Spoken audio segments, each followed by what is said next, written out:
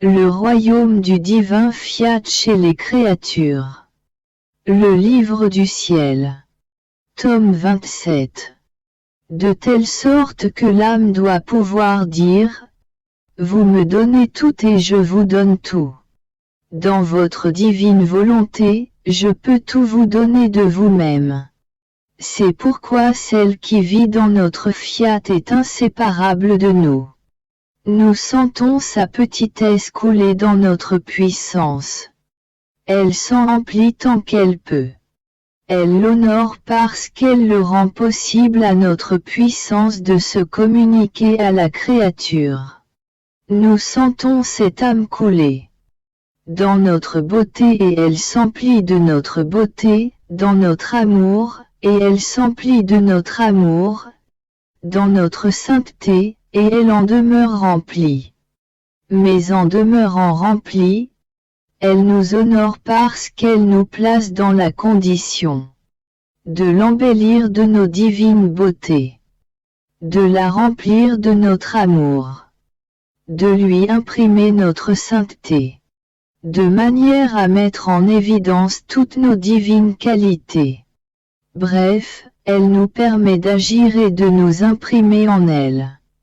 Car il n'est pas convenable pour nous de la garder en notre divine volonté sans avoir notre ressemblance. Elle peut être petite et ne pas pouvoir contenir en elle tout notre être divin. Mais il est possible de partager toutes nos divines qualités. Autant qu'il est possible avec une créature. De sorte que rien ne lui manque. Nous ne voulons rien lui refuser. D'ailleurs, ce serait le refuser à notre divine volonté, nous le refuser à nous-mêmes. Puisque c'est ce que nous voulons faire. Par conséquent, sois attentive, ma fille. Tu trouveras dans notre fiat le but véritable pour lequel tu as été créé. Ton origine. Ta noblesse divine. Tu trouveras tout, tu recevras tout. Et à ton tour tu nous donneras tout. Je faisais ma ronde dans la divine volonté. J'arrivais au point où fut créée la reine du ciel, et où la divinité déposa les vêtements de justice. Comme si elle revêtait des habits de fête, elle renouvelait l'acte solennel de la création. Elle appelait à la vie la créature qui, en vivant dans la divine volonté, seul dessein pour lequel Dieu avait créé l'homme, ne sortirait pas de la maison de son Père. Car seule notre volonté humaine nous place à l'extérieur de Dieu, de sa demeure, de ses biens, de sa lumière, de sa sainteté. En créant la Sainte Vierge, Dieu reprenait les fêtes de la création, ses doux sourires, ses saintes conversations avec les créatures. Il débordait de tant d'amour qu'il la fit immédiatement reine de tout l'univers, commandant à tous et à toutes choses de l'honorer comme telle, prosternée à ses pieds vénérables, de la reconnaître comme reine et de chanter ses louanges. Aussi, à ma façon habituelle je chantais les louanges de ma mère reine, la saluant au nom de tous. Reine du ciel et de la terre. Reine des cœurs et céleste impératrice qui règne sur toutes choses, même sur son Créateur. Je lui disais, je vous en prie, régnez sur tous avec votre universel empire, pour que la volonté humaine puisse rendre ses droits à la divine volonté. Régnez sur notre Dieu pour que le divin fiat puisse descendre dans les cœurs et régner sur la terre comme il règne au ciel. Je faisais cela. Monde où Jésus se manifesta en moi pour chanter avec moi les louanges de la céleste Maman du ciel. Me serrant contre lui, il me dit: Ma fille, que la vie dans ma divine volonté est belle. Elle maintient présent tout ce qui a été fait par Dieu. La créature trouve tout ce que le Créateur a fait, participe à ses œuvres, et peut rendre à son Créateur les honneurs, l'amour, la gloire de cet acte. On peut dire que l'âme qui vit dans la divine volonté nous place dans la condition de renouveler nos plus belles œuvres, et se fait la répétitrice de nos fêtes. La création de la Vierge dit clairement ce que signifie notre divine volonté et ce qu'elle peut faire dès qu'elle eut pris possession de son cœur virginal. Sans attendre une seule minute, nous l'avons immédiatement faite reine. C'était notre volonté de la couronner, car il n'était pas convenable qu'une créature possédant notre volonté ne porte pas la couronne de reine et le sceptre de commandement. Notre divine volonté ne veut rien refuser. Elle veut tout donner à celle qui la laisse former son royaume dans son âme.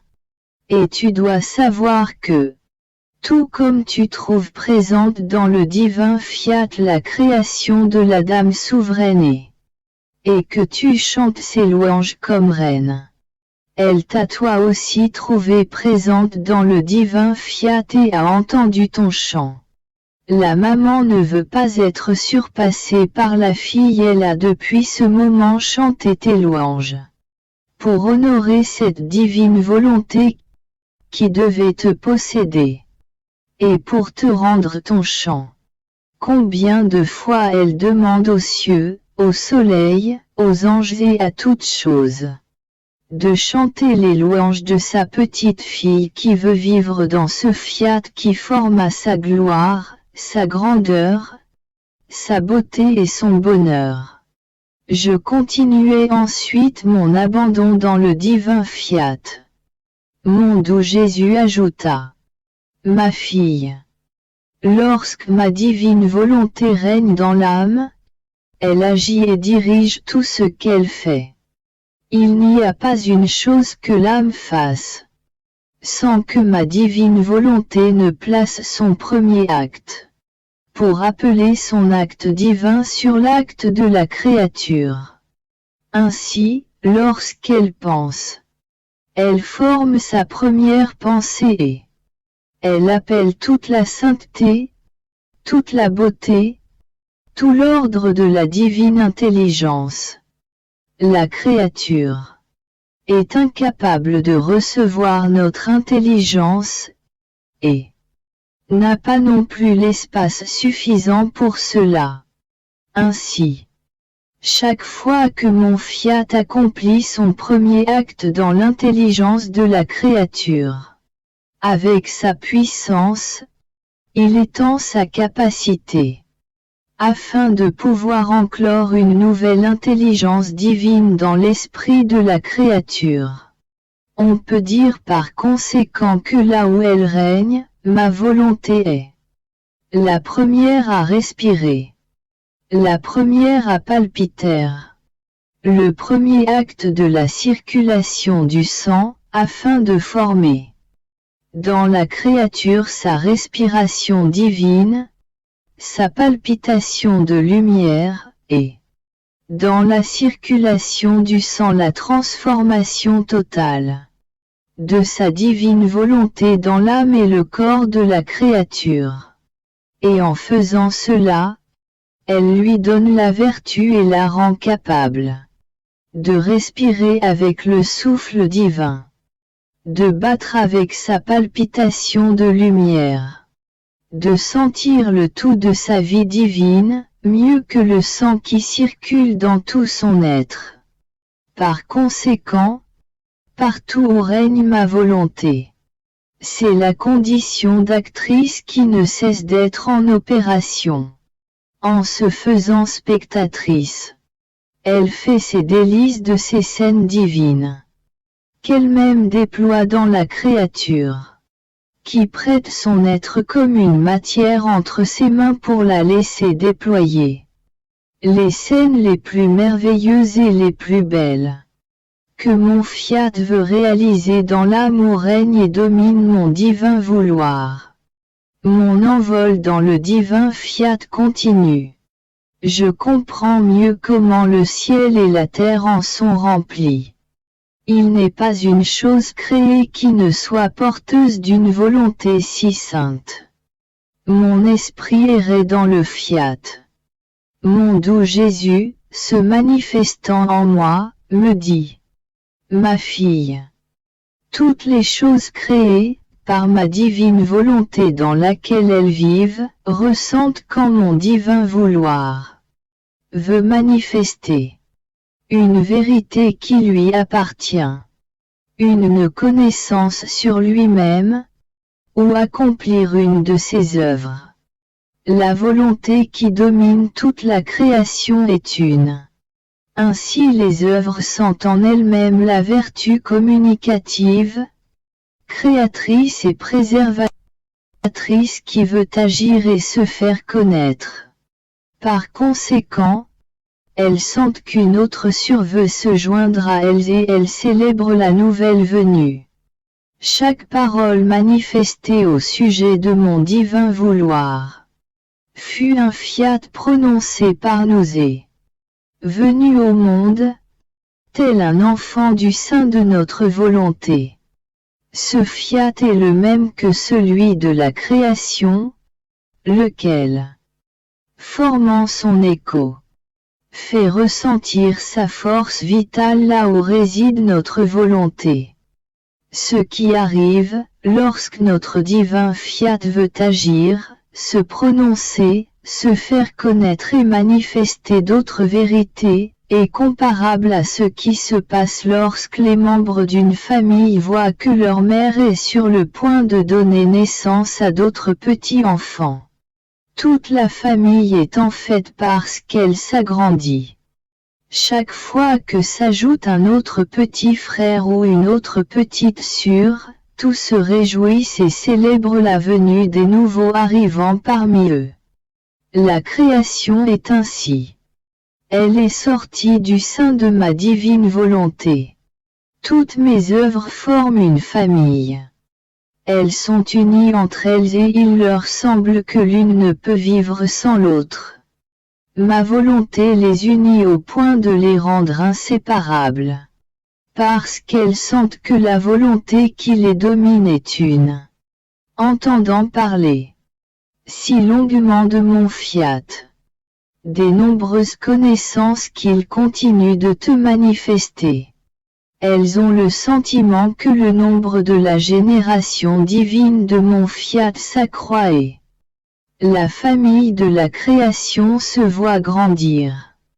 Et ils célèbrent le prélude du royaume de ma divine volonté.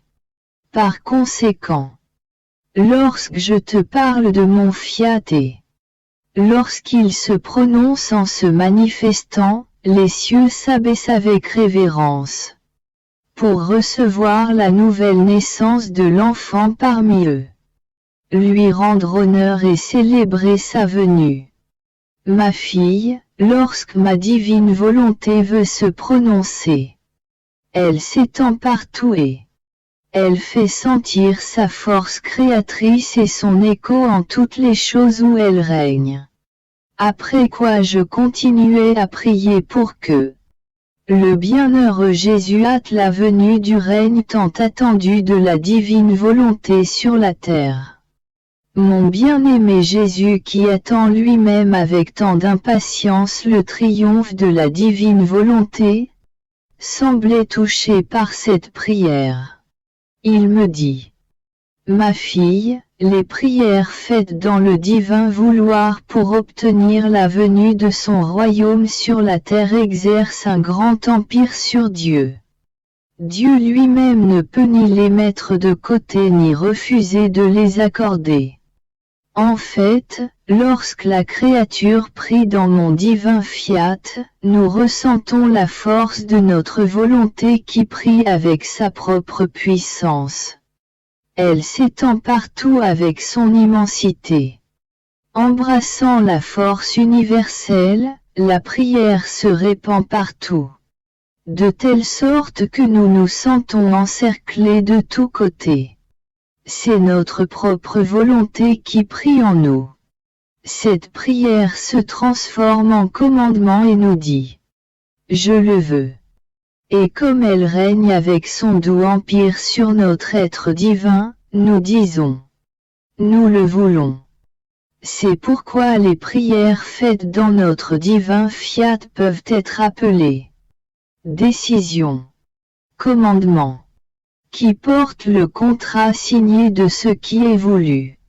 Si ce qui est voulu ne peut pas être vu instantanément, c'est parce que nous disposons les causes secondaires de façon à laisser sortir de nous ce que nous avons décidé.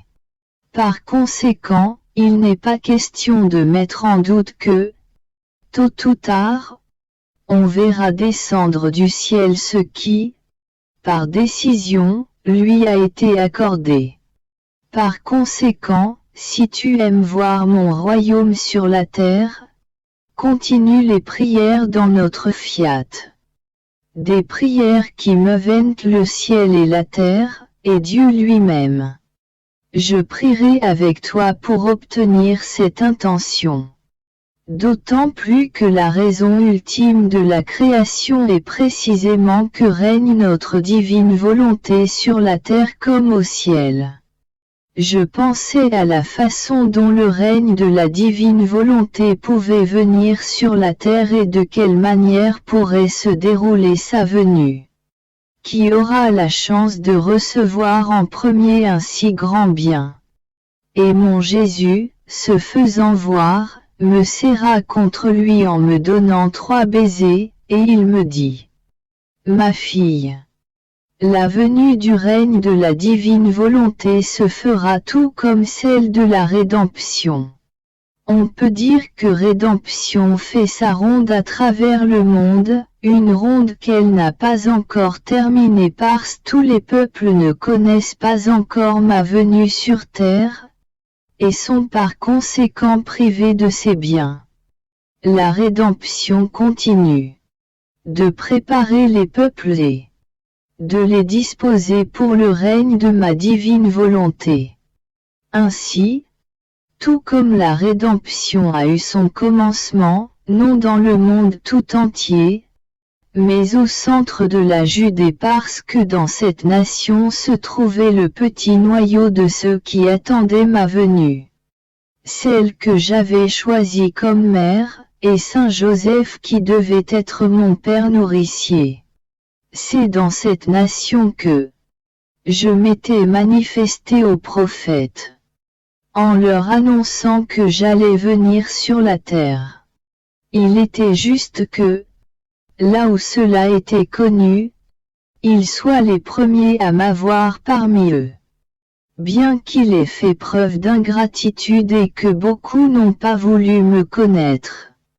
Qui pourrait cependant nier que ma céleste mère, les apôtres, les disciples, faisaient partie de la nation juive et qu'ils furent les premiers proclamateurs qui risquèrent leur vie pour faire connaître aux autres nations ma venue sur terre et les bienfaits qu'apporte ma rédemption. Il en ira ainsi pour le royaume de mon divin fiat. Les villes, les provinces, les royaumes qui auront été les premiers à apprendre les connaissances sur ma divine volonté et sa volonté exprimée de vouloir venir régner parmi les créatures seront les premiers à recevoir les bienfaits que son règne apportera. Et ensuite, suivant sa voie avec ses connaissances, il fera sa ronde parmi les générations humaines. Ma fille, l'analogie est grande entre la façon dont s'est déroulée la rédemption et la manière dont adviendra le règne de ma divine volonté. Ainsi, dans ma rédemption, j'ai choisi une vierge, qui n'avait en apparence aucune importance selon le monde, qui la désignerait en raison de ses richesses, de la hauteur de sa dignité ou de ses positions. La ville de Nazareth elle-même était sans importance. Et elle habitait une toute petite maison.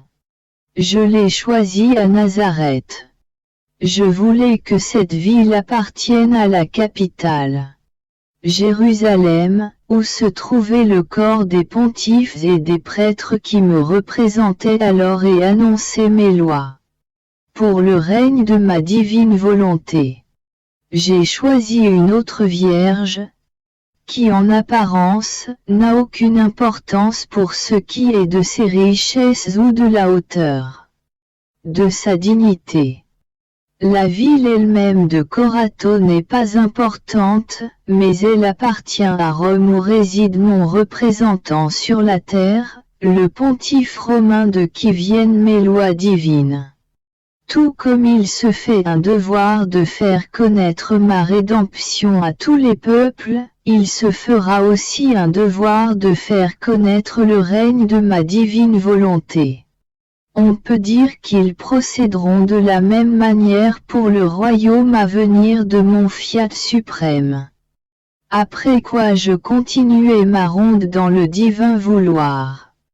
Arrivé en Éden, je priai Jésus de restaurer bientôt le but de la création de l'homme tel qu'il sortit de ses mains créatrices.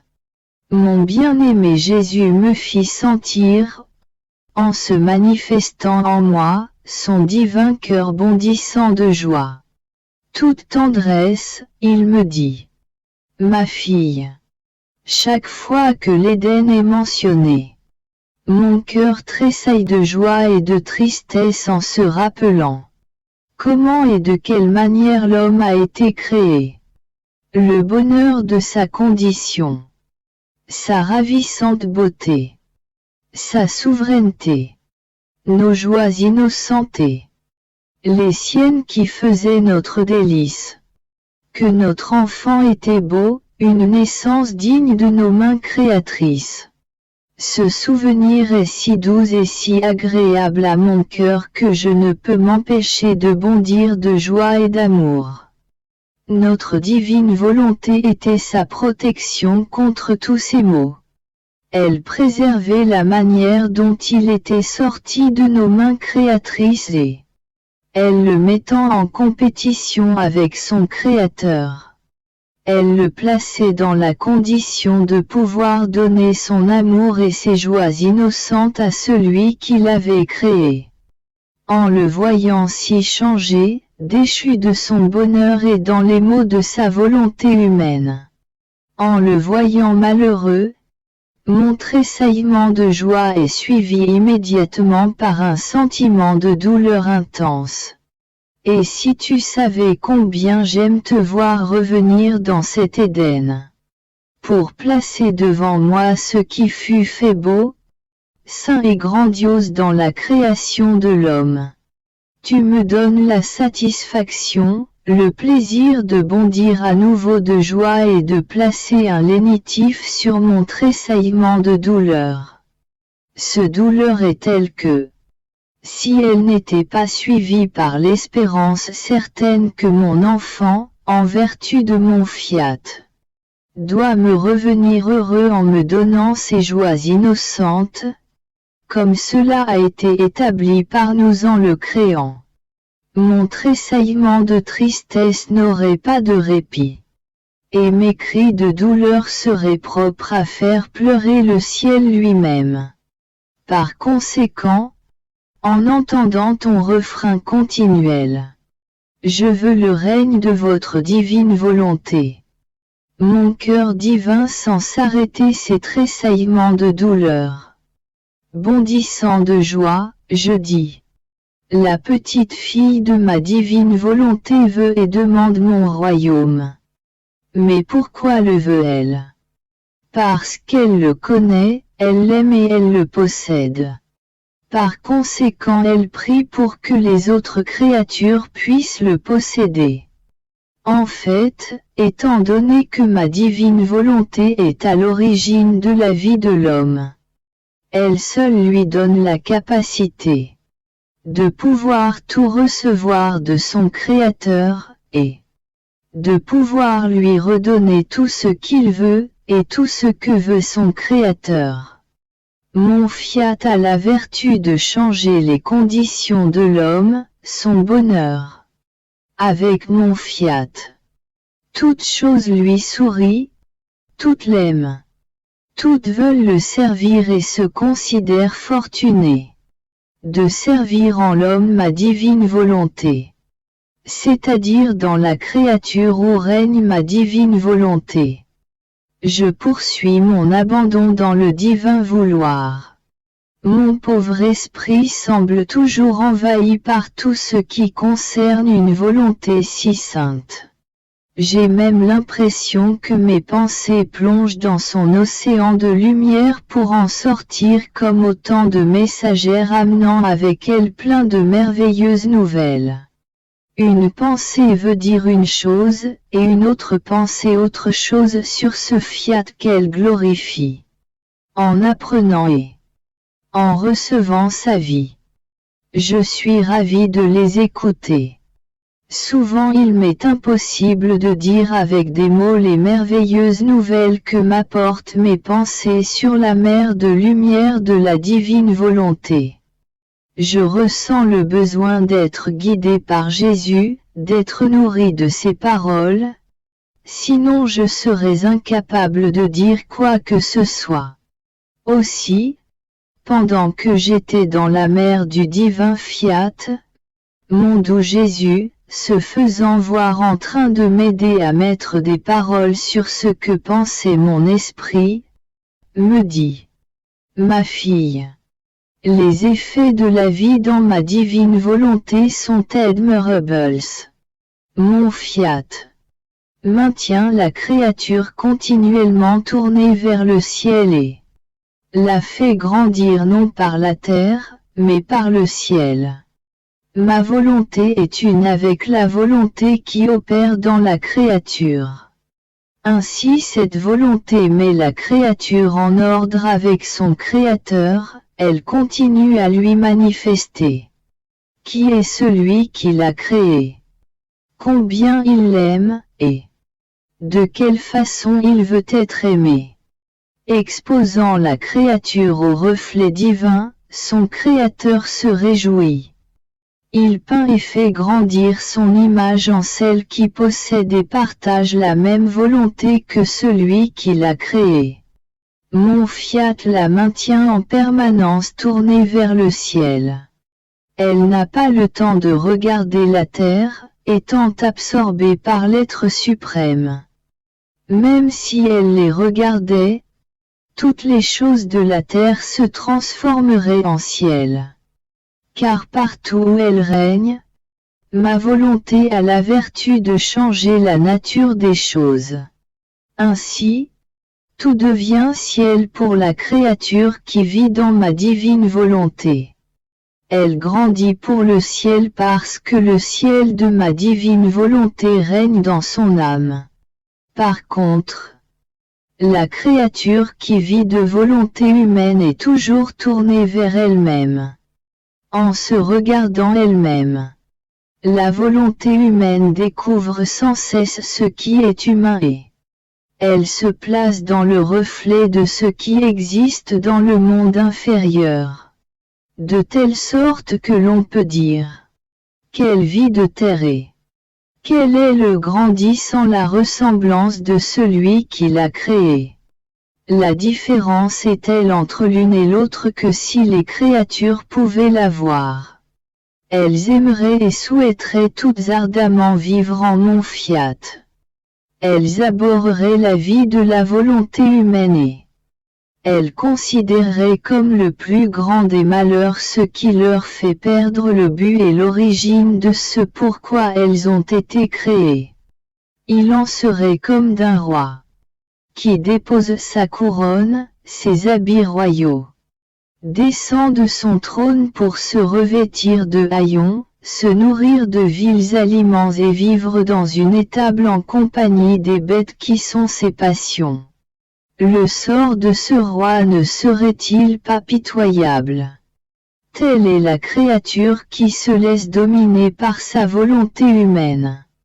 Après quoi je continuai à penser à toutes les choses que mon bien-aimé Jésus avait opérées dans ma pauvre petite âme, à toutes ces attentions affectueuses, qu'il me serait impossible d'énumérer même si je le voulais. Mais qui peut dire ce que j'étais en train de penser et la raison pour laquelle ma petite intelligence semblait submergée par tout ce qui m'était arrivé dans ma vie? J'étais absorbé par toutes ces pensées.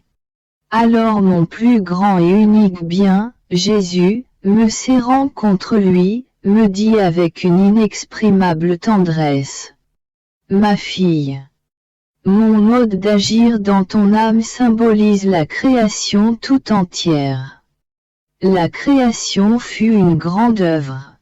Comme nos œuvres sont ordonnées, nous nous sommes contentés de créer d'abord les petites choses. Les cieux, les étoiles, le soleil, la mer, les plantes et tout le reste, c'est-à-dire petites en comparaison avec la création de l'homme, qui devait surpasser toute chose et établir sa suprématie sur tout. Lorsque les choses doivent servir celui qui doit être leur maître et leur roi, aussi grande et puissante qu'elles puissent paraître, ces choses demeurent toujours petites comparées à celui qu'elles doivent servir. Ainsi, lorsque l'univers eut été créé et que toutes les choses furent à leur place, attendant celui autour de qui, comme une armée bien en ordre, elle devait s'aligner pour le servir et obéir à ses désirs, nous avons créé l'homme.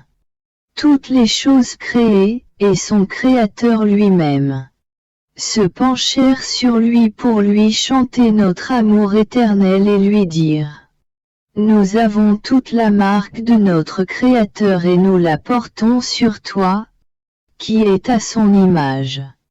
Le ciel et la terre étaient tous en fête.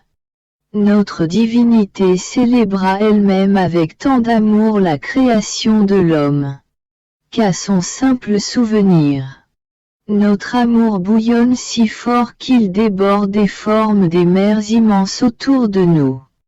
Le royaume de ma divine volonté est plus grand que l'œuvre de la création.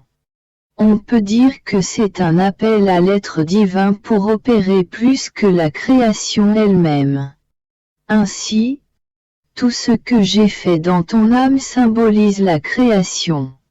Je te voulais tout entière à moi afin d'être libre de faire ce que je voulais.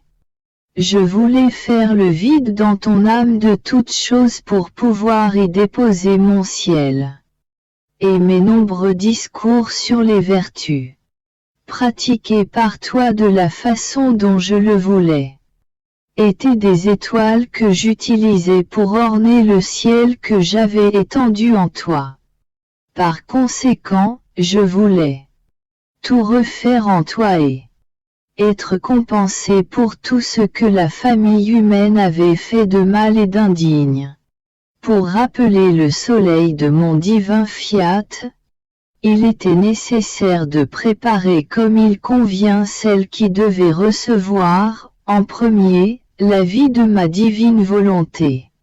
C'est pourquoi j'ai fait couler des flots de grâce, les floraisons les plus belles, presque comme dans la création de l'homme en qui devait régner mon divin fiat.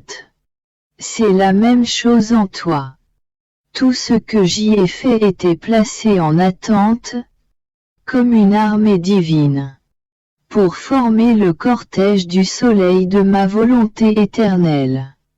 Et tout comme dans la création, Nous avons créé en abondance tant de choses qui devaient servir l'homme.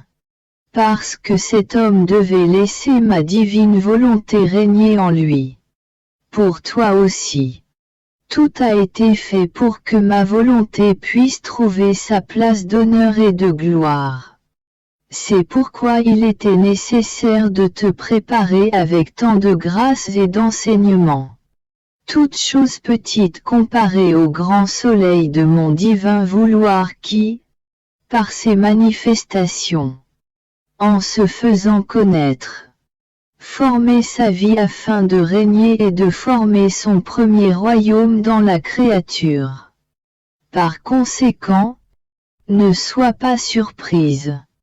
Cela est l'ordre de notre sagesse et de notre providence qui fait d'abord les choses petites et ensuite la plus grande, pour servir de cortège et de décorum aux grandes choses. Y a-t-il quelque chose que mon divin fiat ne mérite pas? Quelque chose qui ne lui soit pas dû? Et quelque chose qui n'ait pas été fait par lui? Par conséquent, lorsqu'il s'agit de ma volonté, ou de la faire connaître, le ciel et la terre se prosternent avec révérence. Et tous adorent en silence. Ne serait-ce qu'un seul acte de ma divine volonté. Mon pauvre esprit est sous le doux enchantement de l'éclatant soleil du fiat éternel. Oh! Combien de magnifiques et touchantes scènes se déroulent en moi, si bien que si je pouvais les décrire comme je les vois, tout serait sous le charme et dirait en chure. Nous voulons faire la divine volonté. Mais hélas, je suis toujours la petite ignorante qui ne sait que balbutier. En comprenant le grand bien de ce divin vouloir et comment nous nageons dans ces gigantesques vagues de lumière d'une indicable beauté et d'une inatteignable sainteté. Je me disais, comment est-il possible qu'un bien si grand ne soit pas connu? Et qu'alors que nous nageons en lui, nous ignorions le grand bien qui nous entoure, qui nous investit au-dedans comme au-dehors, qui nous donne la vie.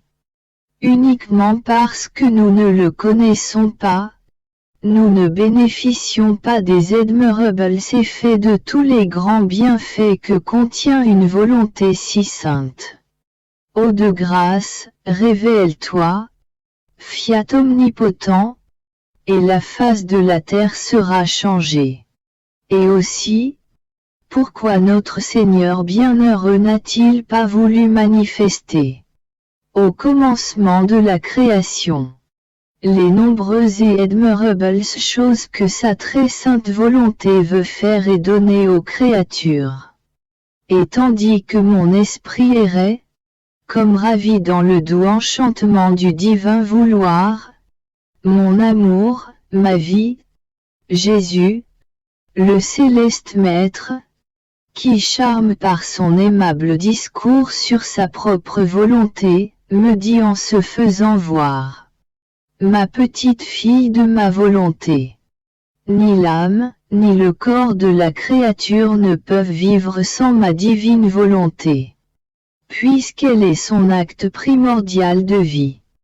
La créature se trouve dans la condition, soit de recevoir son acte de vie continuel, ou de ne pas pouvoir avoir d'existence. Et comme l'homme fut créé pour vivre dans l'opulence des biens de cette divine volonté, son héritage bien-aimé, l'homme a par conséquent été créé pour vivre de nous et dans notre maison, comme un fils qui habite avec son père.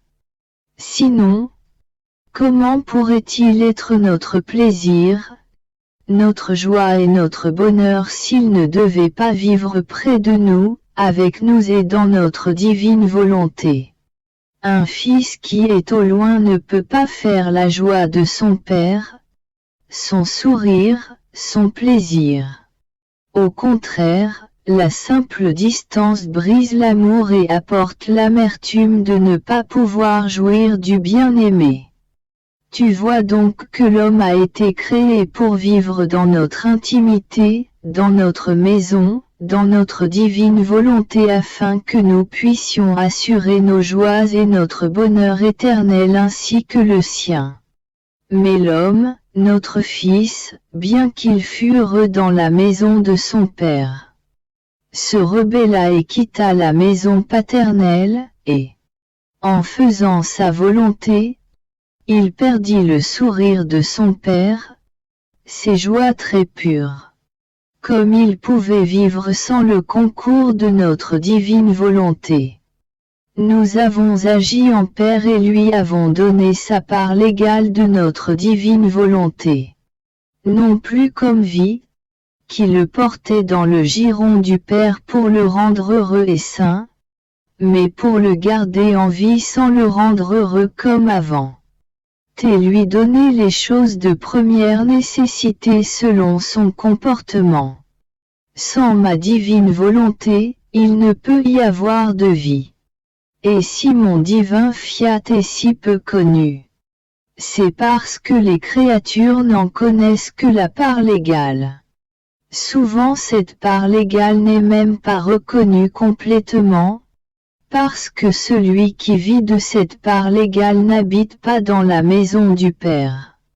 Il est loin du Père et se trouve souvent dans la position de gâter par des actes indignes la part légale elle-même qu'il a reçue.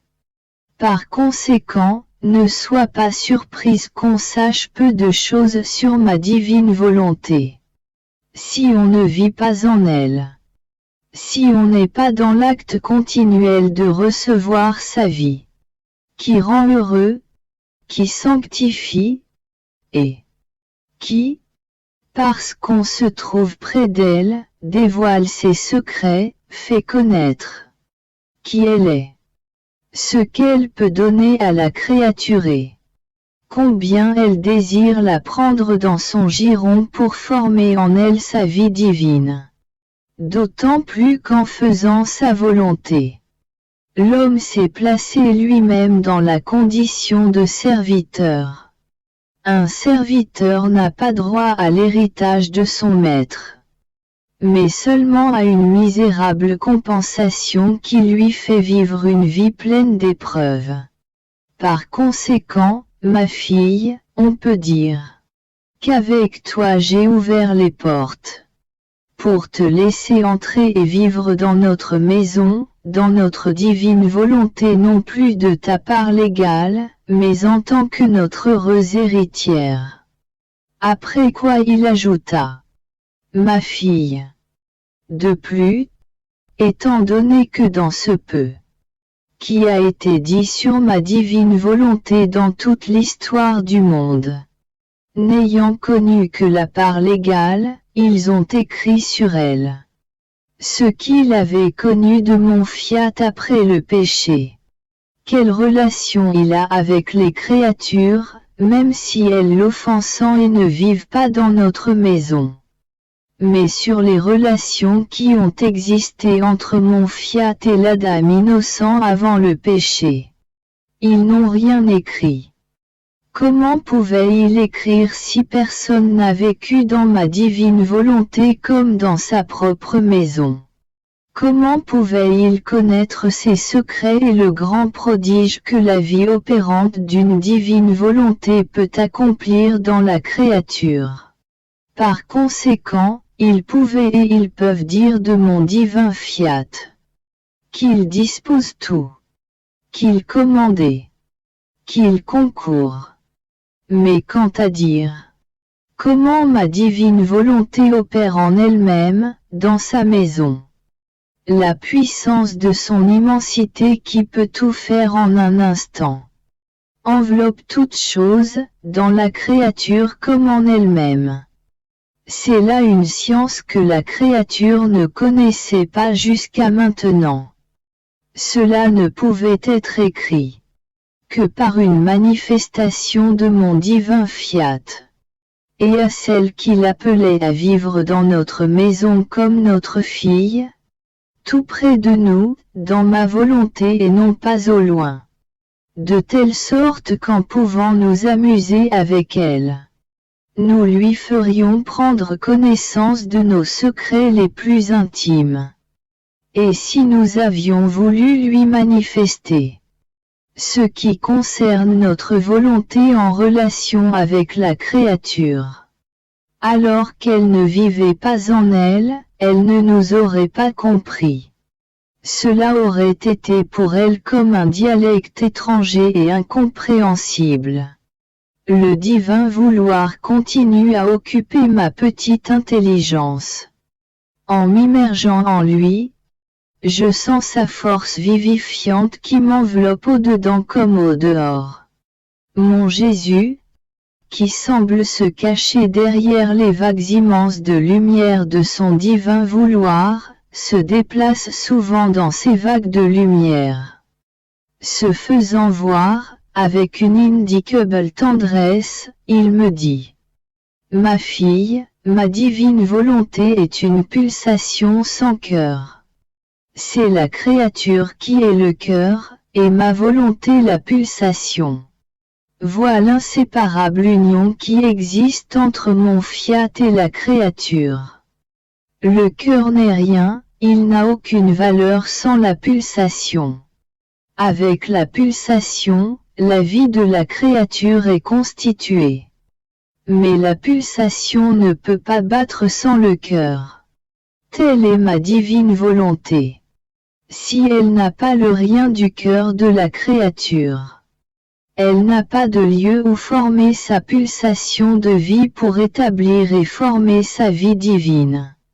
Alors, n'ayant pas un cœur, ma divine volonté l'a créé dans la créature, afin d'avoir son cœur au pouvoir former sa pulsation.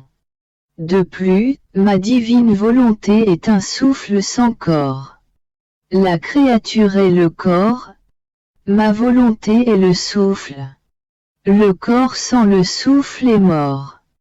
Ainsi, ce qui forme le souffle de la créature est ma vie divine. On peut dire, par conséquent, que le corps de ma divine volonté est celui de la créature, et son souffle est celui de mon divin vouloir. Vois l'union qui s'ensuit entre les deux.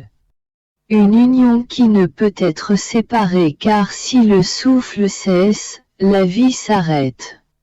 Par conséquent, ma vie divine est tout pour la créature, elle est la parole sans la bouche. Elle est la lumière sans les yeux. Elle est l'ouïe sans les oreilles, elle est le travail sans les mains. Elle est le pas sans les pieds. Par conséquent, l'âme qui vit dans ma divine volonté lui sert de bouche, d'yeux, d'oreilles, de mains et de pieds. Ma volonté se restreint afin de pouvoir s'enclore dans la créature, tout en demeurant immense, victorieuse. Elle forme son royaume dans la créature, s'en sert comme si elle était son corps dans lequel elle palpite, respire, parle, agit et marche. Par conséquent, la souffrance de mon divin fiat, du fait que les créatures ne se prêtent pas à lui laisser faire toutes ses opérations en elle, est incompréhensible. Avec une divine et indicable patience, il attend celles qui doivent vivre dans sa volonté, afin de pouvoir reprendre son discours et sa divine activité pour former son royaume parmi les créatures. Par conséquent, sois attentive. Écoute ma fille le discours de mon divin fiat. Donne-lui vie dans tous tes actes. Et tu verras les prodiges inattendus que ma divine volonté fera en toi. Que tout soit pour la gloire de Dieu et l'accomplissement de sa très sainte volonté.